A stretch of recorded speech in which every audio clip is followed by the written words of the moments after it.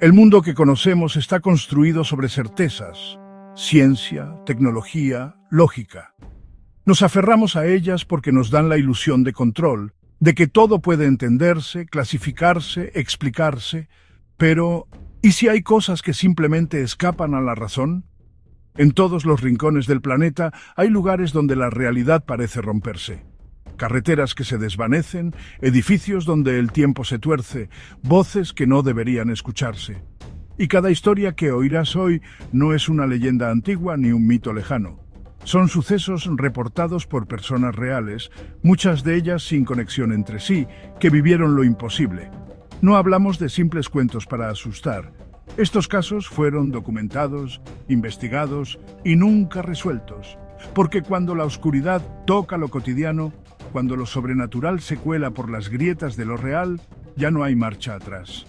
Tal vez estas historias solo sean advertencias, o tal vez son señales de que lo que creemos conocer es apenas la superficie de algo mucho más profundo y mucho más aterrador. Así que ajusta el volumen, apaga la luz y prepárate. Porque esta noche viajaremos por 5 puertas que jamás deberían haberse abierto.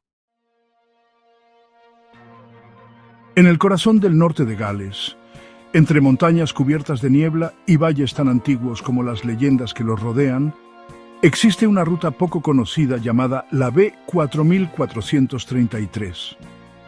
Los mapas la muestran como una carretera secundaria que conecta pequeñas aldeas, usada principalmente por locales. A simple vista, no tiene nada especial. Pero desde hace décadas, la B4433 ha sido el escenario de uno de los fenómenos más inquietantes y menos documentados del Reino Unido. Los habitantes de la región la conocen por un nombre que no figura en ningún mapa oficial: la carretera fantasma. El primer caso registrado data de 1952. Un granjero llamado Owain Griffiths, que volvía de un mercado en Llanrwst, tomó el desvío hacia la B4433 justo antes del anochecer. Según su esposa, debía haber tardado unos 20 minutos en llegar a casa, pero no apareció hasta 2 días después, desorientado, cubierto de barro, con heridas en los pies y sin recordar qué había ocurrido. Cuando por fin pudo hablar, Owain dijo algo que desconcertó a todos: que el camino había desaparecido. «Entré en una niebla espesa», dijo, y de pronto el asfalto ya no estaba, solo tierra, árboles y un silencio que no era normal. Traté de regresar, pero la carretera no estaba por ninguna parte. Caminé sin rumbo hasta que algo me trajo de vuelta. Nadie le creyó del todo. Pensaron que se había desorientado o sufrido algún tipo de episodio mental. Pero en los años siguientes, más personas reportaron lo mismo. Una pareja de turistas, un conductor de camión, incluso un ciclista profesional, todos afirmaban haber tomado la B4433 y encontrarse de pronto en un lugar fuera del tiempo. Los relatos coinciden en ciertos elementos: una niebla densa que surge sin previo aviso, una sensación de presión en los oídos, el paisaje que cambia súbitamente y una profunda desorientación.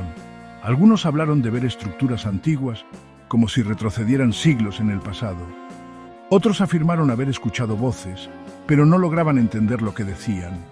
Uno de los testimonios más escalofriantes es el de Eleanor Hughes, una estudiante universitaria que en el año 2007 conducía sola de noche. A mitad del trayecto, notó que el GPS dejó de funcionar. Al mirar alrededor, notó que no había señales de modernidad, ni postes eléctricos, ni señalizaciones, ni casas. Solo árboles negros y una luna inmóvil. Dijo que condujo durante horas, pero el reloj del auto no avanzaba. Fue cuando decidió dar la vuelta que lo vio. Un carruaje tirado por caballos, en su interior figuras vestidas de época, pero sin rostro. No recuerda cómo volvió. Solo que, al detenerse en una gasolinera cercana, su reloj marcaba la misma hora en la que había entrado a la carretera.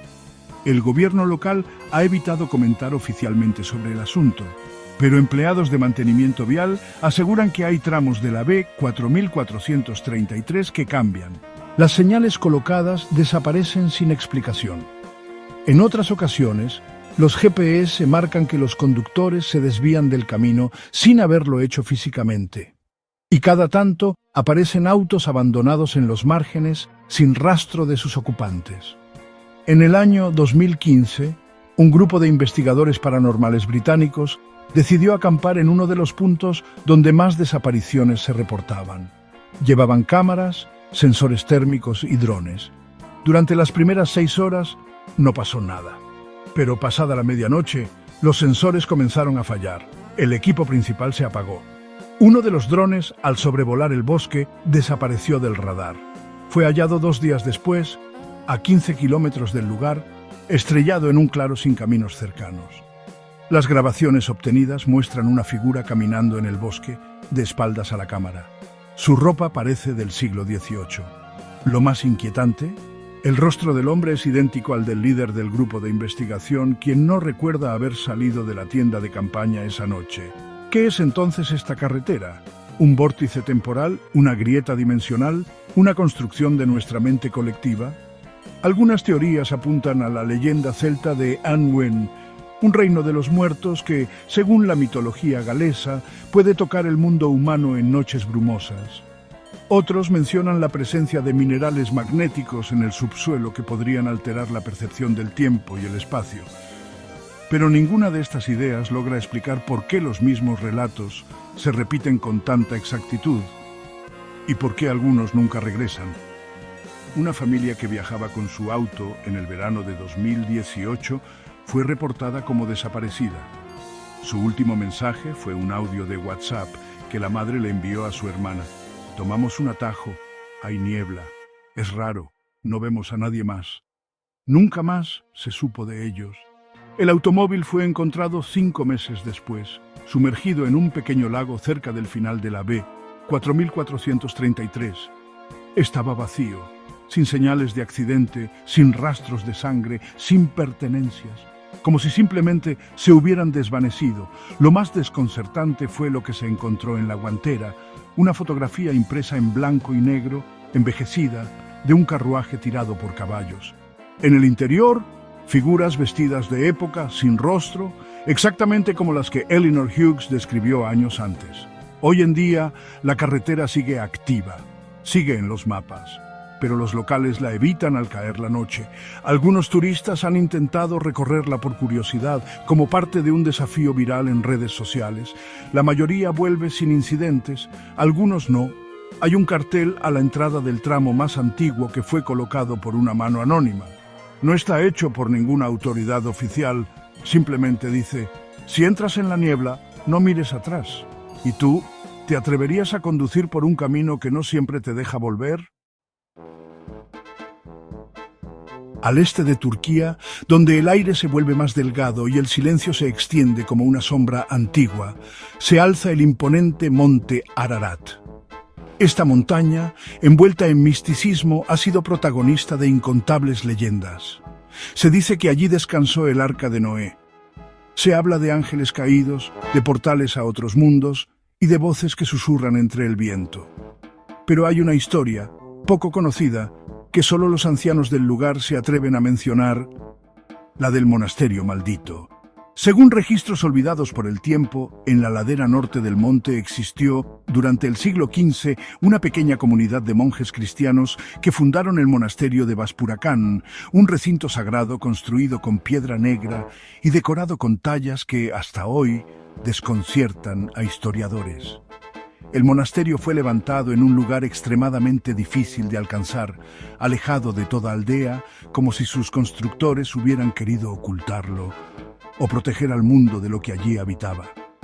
Durante casi un siglo, el monasterio fue un refugio de espiritualidad y aislamiento. Pero a mediados del siglo XVI comenzaron a surgir rumores. Los habitantes de los pueblos cercanos contaban que luces extrañas se veían en la cima, incluso en noches cerradas. Los pastores afirmaban oír cánticos en lenguas desconocidas, mezclados con lamentos. Y luego, los animales comenzaron a desaparecer, no solo los domésticos, aves, zorros, incluso osos. Un viajero armenio de nombre Sarkis escribió en su diario en 1553 lo siguiente: Llegué a las faldas de Ararat para encontrarme con los monjes. Me recibieron en silencio, con miradas vacías. No me ofrecieron comida ni palabra. En la noche, mientras dormía, oí pasos sobre mi cabeza, pero yo dormía en el último piso. Después de ese viaje, Sarkis jamás volvió a escribir. Años más tarde, el monasterio fue abandonado sin explicación. Quedó allí, solo, como una cicatriz de piedra entre la nieve. Y durante siglos, nadie se atrevió a acercarse. Hasta que, en el año 2008, un grupo de exploradores europeos, especialistas en arqueología de sitios sagrados, obtuvo permiso del gobierno turco para escalar Ararat e investigar la zona. Su interés principal era otro: hallar restos del arca bíblica. Pero una noche, mientras acampaban en una grieta, una tormenta de nieve los obligó a refugiarse en lo que creyeron eran ruinas. Habían encontrado, por casualidad, el monasterio de Vaspurakan. La estructura seguía en pie, y aunque la entrada principal estaba parcialmente colapsada, lograron abrir paso. Las cámaras grabadas por los investigadores mostraban paredes cubiertas de símbolos esculpidos que no correspondían al cristianismo ni a ninguna religión conocida. En lugar de cruces, había círculos concéntricos, ojos abiertos, figuras sin rostro y algo más inquietante: inscripciones talladas en piedra desde el interior de las paredes, como si alguien hubiese tratado de salir. Las cámaras dejaron de funcionar poco después. Uno de los investigadores, Lars Koenig, fue encontrado 3 días después en el campamento base, completamente deshidratado y cubierto de escarcha. No recordaba nada, ni cómo bajó, ni qué ocurrió dentro del monasterio. Solo repetía una frase en alemán: «Ellos no ven con los ojos». Los demás nunca fueron hallados. En su mochila se encontró una libreta con anotaciones fragmentadas, dibujos de puertas con marcas que semejan huellas humanas, esquemas de una especie de altar subterráneo y un dibujo hecho con lápiz de color rojo, un rostro sin ojos, con una sonrisa marcada hasta las orejas. Ese mismo año, un equipo documentalista turco intentó retratar la historia en un especial televisivo. Llegaron con drones, cámaras nocturnas, micrófonos de largo alcance. No lograron ni siquiera encontrar la ubicación exacta del monasterio, pero algo perturbador ocurrió la noche antes de su retirada. Uno de los técnicos se levantó de la tienda y comenzó a caminar sin rumbo por la nieve. Los demás lo siguieron. Lo encontraron a 500 metros, arrodillado, con los brazos abiertos, mirando hacia el vacío. Cuando lograron que hablara, solo murmuró: «El cántico vuelve al que lo escucha». Días después, abandonó el equipo. Se mudó solo a una cabaña en los bosques de Anatolia y nunca más permitió que nadie se le acercara. Con el tiempo, la historia fue silenciada. Las autoridades locales recomendaron que ninguna expedición más se realizara por esa zona específica del monte. Hay rumores de que incluso el ejército colocó sensores en la zona, aunque oficialmente no existe ningún reporte. Sin embargo, los testimonios no se detienen. Montañistas experimentados afirman que, en ciertas noches, la brújula deja de funcionar en las laderas norte del Ararat. Algunos escuchan rezos en lenguas guturales, y hay quienes, al regresar, aseguran haber visto luces dentro de una estructura de piedra que no debería estar allí. Un teólogo armenio, experto en textos apócrifos, sostiene que los monjes del monasterio podrían haber estado practicando rituales prohibidos. En antiguos manuscritos encontró referencias a guardianes que no ven con los ojos y puertas entre dimensiones abiertas por fe distorsionada. Otra teoría, aún más perturbadora, sugiere que los monjes jamás abandonaron el monasterio, que lo que sea que los transformó aún reside allí, y que el lugar no fue hecho para adorar, sino para contener. Hoy en día, ningún mapa moderno muestra la ubicación exacta del monasterio de Vaspurakan. Solo sobreviven coordenadas parciales, registradas en los cuadernos del grupo europeo desaparecido. Pero incluso quienes las han seguido aseguran que al llegar al lugar señalado, no hay nada, solo nieve, piedra y un leve eco casi imperceptible que parece repetir un rezo antiguo, una sola palabra: «Vuelve». En lo profundo de la prefectura de Yamagata, entre colinas cubiertas de árboles de cerezo y caminos que desaparecen con la niebla, se encuentra el antiguo Instituto Hoshima, una escuela secundaria construida a principios del siglo XX. Aunque la institución fue cerrada hace décadas, su estructura permanece en pie como una cápsula detenida en el tiempo. Tableros cubiertos de polvo, escritorios torcidos, libros abandonados y un pasillo al que los locales se niegan a entrar. Un pasillo que conduce al casillero número 33. La historia comenzó a tomar fuerza en la década de 1970, cuando estudiantes y profesores comenzaron a notar algo extraño en ese casillero. Aunque todos los casilleros eran iguales, el número 33 parecía estar siempre más frío al tacto, incluso durante los veranos más calurosos. Además, por alguna razón que nadie podía explicar, siempre se atascaba. No importaba cuántas veces fuera reparado, ni cuántas cerraduras se cambiaran, el casillero permanecía sellado, hasta que alguien, por curiosidad o desafío, decidía forzarlo.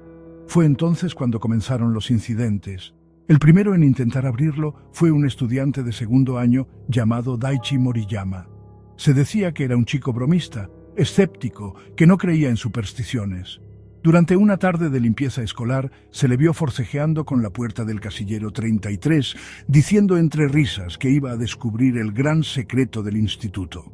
Lo logró abrir, pero lo que ocurrió después fue todo menos divertido. Al día siguiente, Daichi no fue a clases. Sus padres informaron que había desaparecido de su habitación en la madrugada. La ventana estaba cerrada por dentro. La policía no encontró huellas, ni rastros de escape. Solo una hoja arrugada debajo de la almohada con una frase escrita a lápiz: «Él está despierto». La dirección del instituto ordenó cerrar el casillero con soldadura. Incluso se colocó una lámina de madera sellando todo el compartimiento. Pero semanas después, otro estudiante, Kazuki Nakamura, aseguró haber oído golpes provenientes del interior del casillero 33 durante una clase de educación física. Decía que alguien lo llamaba por su nombre. Nadie más lo oyó. Kazuki fue encontrado 3 días después, dentro del gimnasio, con la mirada vacía y las uñas completamente desgastadas, como si hubiese estado rascando una superficie durante horas. No hablaba, no respondía. Solo susurraba en bucle: «No hay luz dentro, solo ojos».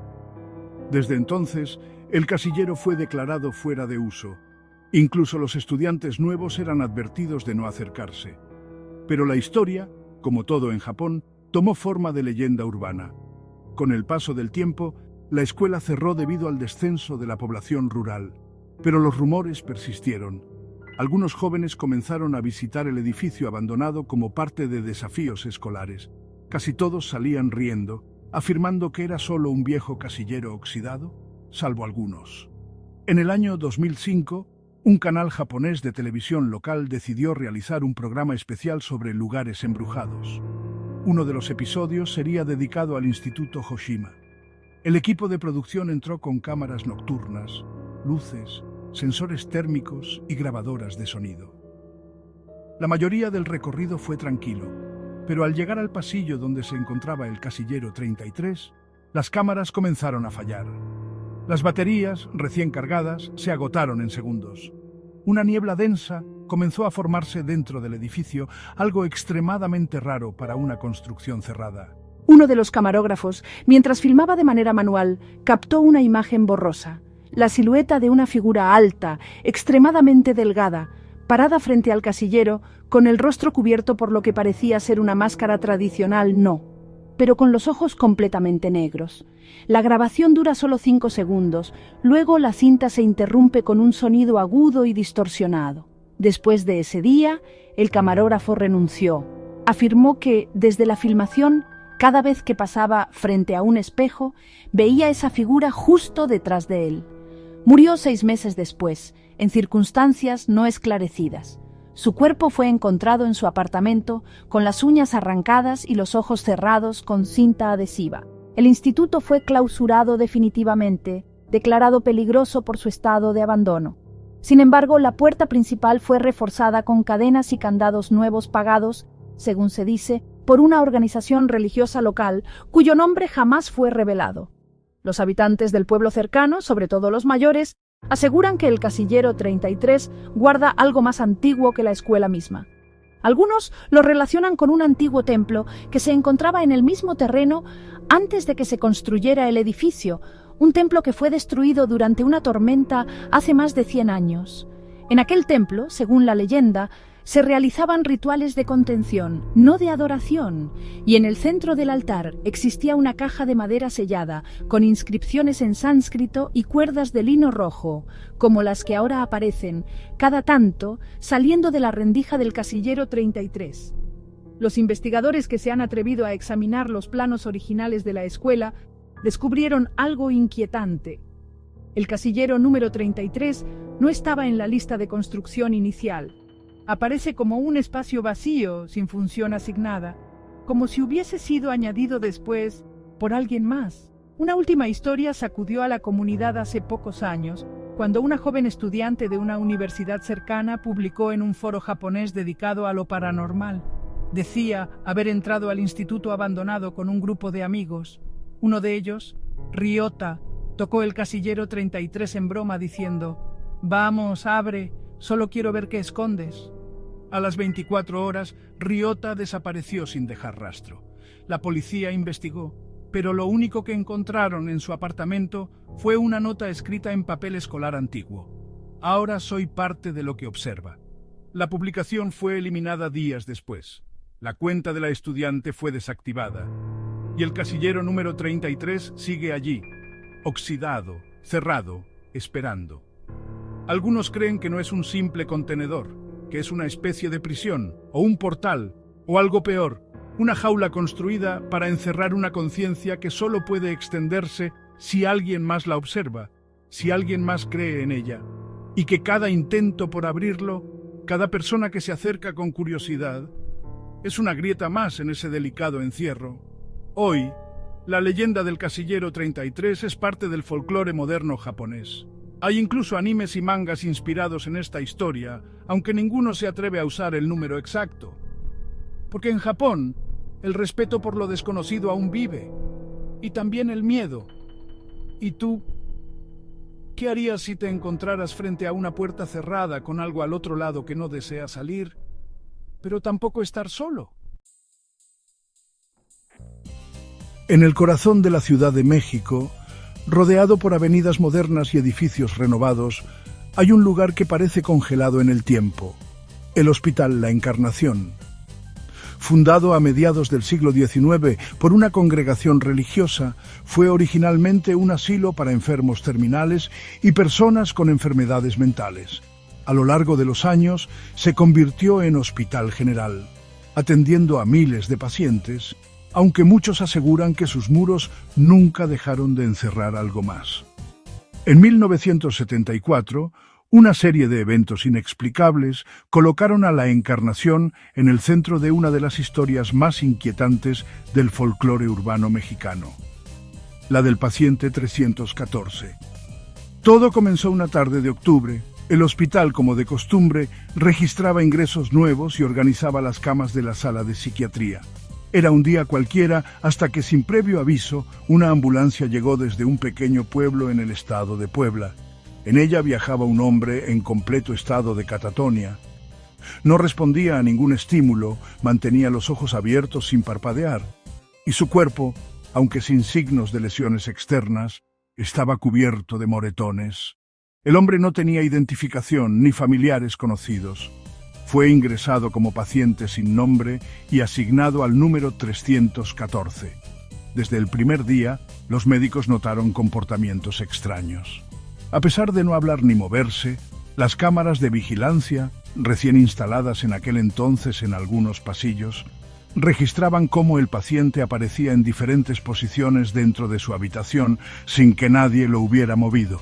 En una ocasión, una enfermera juró haberlo visto sentado en la cama, aunque minutos antes estaba acostado y atado por seguridad. Uno de los residentes del hospital, el doctor Armando Leiva, comenzó a llevar un diario clínico detallado sobre el caso. Sus anotaciones iniciales eran frías y técnicas. Paciente 314 no presenta respuesta a estímulos físicos o verbales. Pupilas dilatadas, ritmo cardíaco normal. Rechaza alimento pero no pierde peso. Con el paso de los días, las entradas comenzaron a volverse más personales, casi obsesivas. Me observó, lo juro. No movió los ojos, pero supe que me estaba mirando. Fue como si me viera por dentro. En la tercera semana desde su ingreso, comenzaron a suceder cosas más inquietantes. En los pasillos cercanos a la habitación de 314 se escuchaban pasos durante la madrugada, aunque no había personal asignado en ese sector en esos horarios. Puertas que estaban aseguradas aparecían abiertas al día siguiente. Varios empleados renunciaron alegando ambiente hostil. Un enfermero, de nombre Diego Ramos, desapareció durante su turno nocturno. Lo último que registraron las cámaras fue su entrada a la habitación de 314. Nunca salió. Al revisar la habitación, el paciente estaba acostado, en el mismo lugar de siempre. Pero eso no fue lo más perturbador. Dentro de la almohada del paciente encontraron una nota escrita a mano con la caligrafía de Diego. Lo que hay dentro no duerme, solo espera.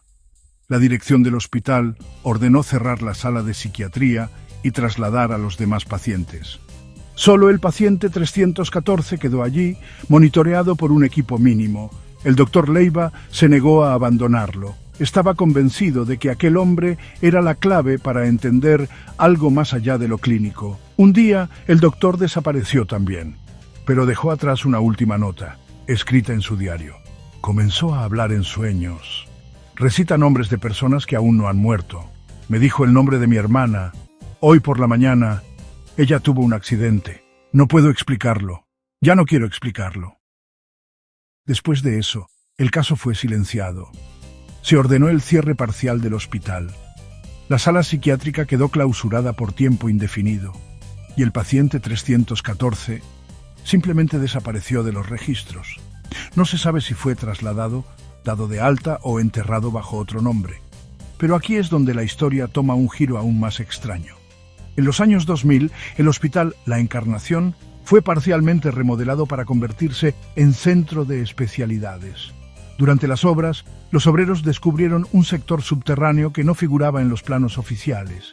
Era un pasillo angosto, de concreto húmedo, con 5 habitaciones pequeñas.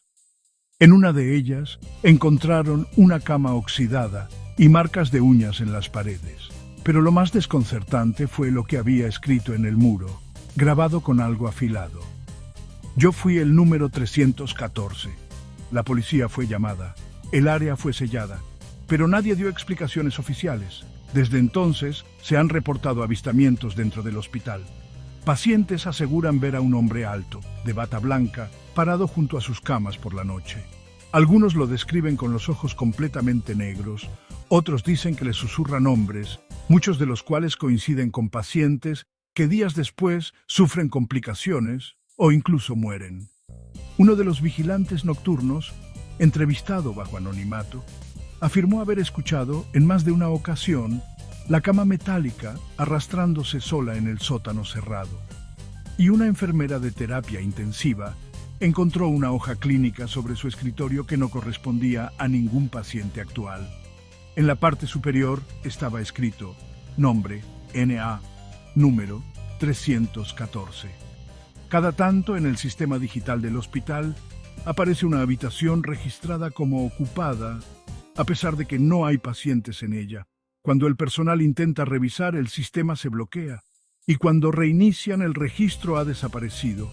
Varios médicos jóvenes, sin conocer la leyenda, han reportado sentir un peso extraño al pasar por los pasillos del ala clausurada. Algunos incluso escuchan una voz lejana que les dice al oído: ¿y tú qué número eres? Hoy en día, el caso del paciente 314 sigue sin explicación. No hay registros oficiales ni expedientes clínicos completos, solo fragmentos, rumores y el terror compartido por quienes aún recuerdan lo que ocurrió en aquel octubre silencioso. Pero los viejos médicos del hospital aún susurran un consejo a los internos más nuevos. Si ves una cama vacía con el número 314, no te acerques, no lo mires y por nada del mundo permitas que te hable. En las noches más silenciosas de Buenos Aires, cuando la ciudad parece suspenderse en un extraño estado de quietud, los más atentos aún encuentran señales de algo que no debería estar allí.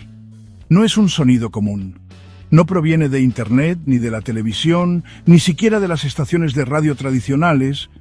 Es una señal antigua, oscura y maldita. Se le conoce como la frecuencia 1600 y durante décadas ha sido objeto de mitos, advertencias, desapariciones y una única transmisión grabada que jamás fue explicada. Todo comenzó a finales de la década de 1960, cuando una serie de radioaficionados en Argentina reportaron interferencias extrañas al sintonizar frecuencias altas de la banda AM.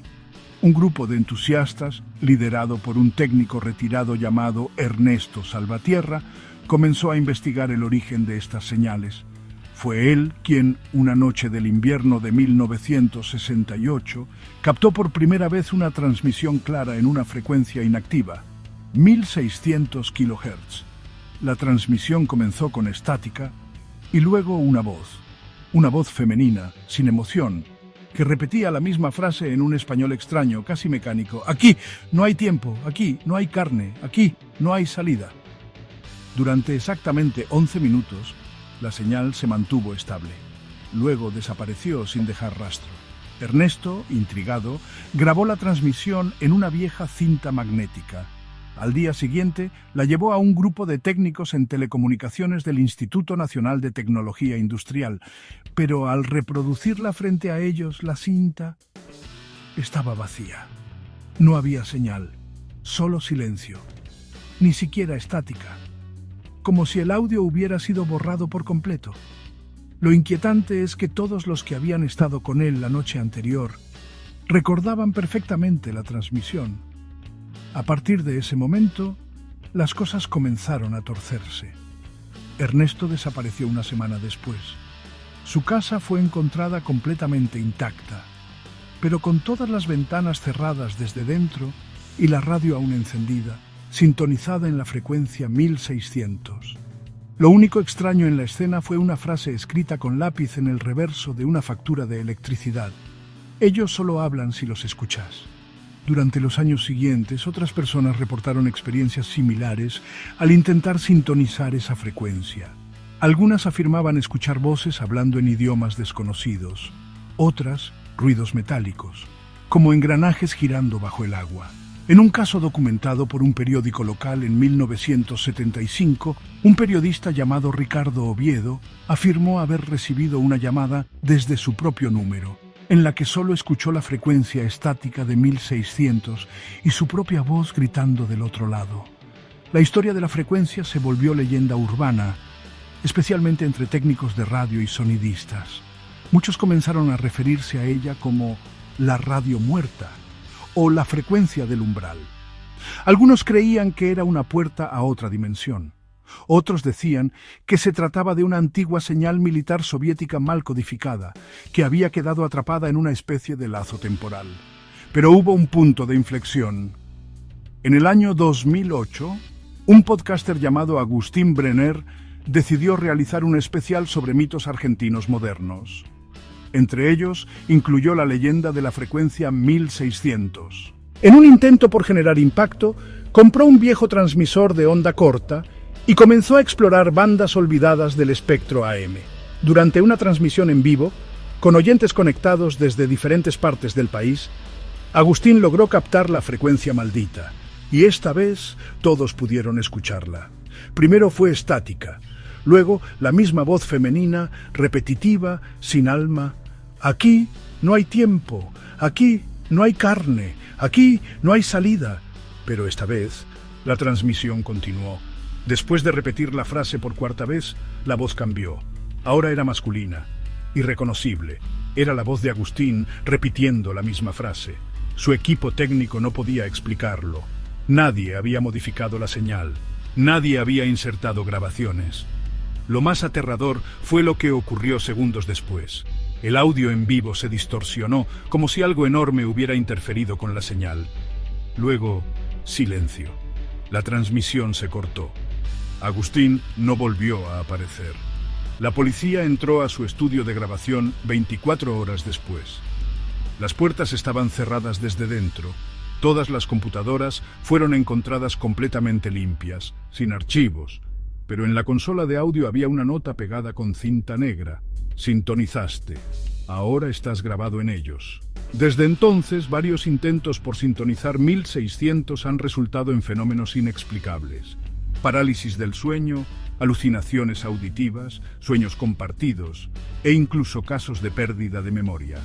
Algunos aseguran que quienes logran escuchar la transmisión más de una vez comienzan a escuchar voces incluso fuera del aparato, voces que llaman por su nombre, voces que lentamente imitan su forma de hablar. En foros ocultos de Internet, especialmente en canales de audio pirata, se comparte un archivo llamado frecuencia.0. Se dice que es una grabación de apenas 30 segundos de la señal original.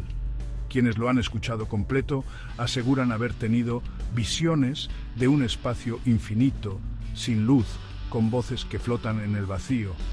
Muchos borran el archivo a las pocas horas. Otros lo comparten como si no pudieran evitarlo. Un ingeniero de sonido argentino que trabajó para la televisión pública en los años 90 confesó en su lecho de muerte que, durante una prueba de interferencias, captó una señal parecida. Afirmó que la frecuencia 1600 no es una emisión, sino una absorción, un agujero. Las radios no están sintonizando algo que existe fuera, dijo. Están abriendo una grieta hacia algo que no debería oírse jamás. A pesar del miedo, la frecuencia sigue activa, no constantemente, pero aparece. A veces en radios antiguas, otras en interferencias breves en parlantes conectados por Bluetooth.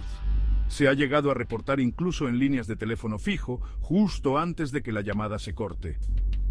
Hoy, la leyenda de la frecuencia 1600 se mantiene viva como una advertencia entre los círculos más profundos del mundo radiofónico.